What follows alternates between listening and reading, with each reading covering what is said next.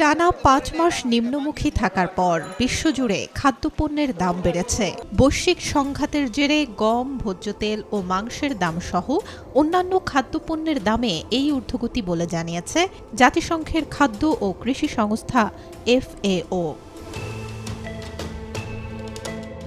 শুক্রবার এই সংক্রান্ত একটি প্রতিবেদন প্রকাশ করে সংস্থাটি জানায়, মধ্যপ্রাচ্যের সাম্প্রতিক সংকট শুরুর আগের তথ্যের ভিত্তিতে এই হিসাব করা হলেও চলমান সংকট দামের উপর নতুন করে চাপ সৃষ্টি করছে।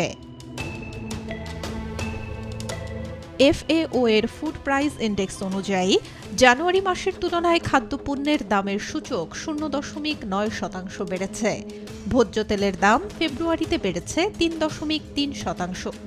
2022 সালের জুনের পর এটি সর্বোচ্চ।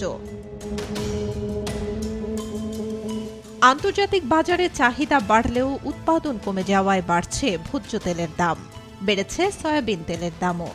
FAO বলছে, এই দাম বৃদ্ধি যুক্তরাষ্ট্রের জৈব জ্বালানি নীতিরই প্রভাব। জানুয়ারির তুলনায় ফেব্রুয়ারিতে গমের দাম বেড়েছে 1.1%।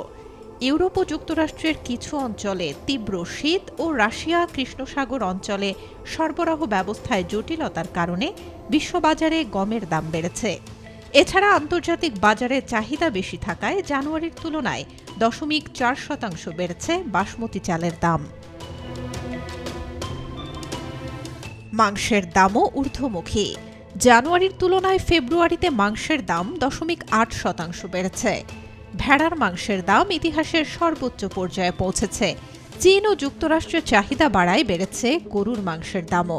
পোল্ট্রি মাংসের দামও সামান্য বৃদ্ধি পেয়েছে বলে জানিয়েছে FAO।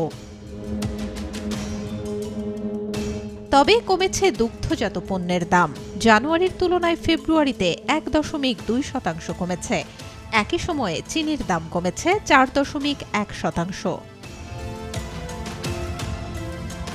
আরেকটি প্রতিবেদনে বলা হয়, বিশ্বে বর্তমানে 41টি দেশে খাদ্য সহায়তা প্রয়োজন। এর বেশিরভাগই আফ্রিকার দেশ। সংঘাত, নিরাপত্তাহীনতা ও প্রাকৃতিক দুর্যোগের কারণে খাদ্য সংকটে ভুগছে এসব দেশ। সংঘাতের জেরে 44টি নিম্ন আয়ের দেশে 2025-26 মৌসুমে শস্য উৎপাদন প্রায় 1% কমে যাওয়ার আশঙ্কা করা হচ্ছে।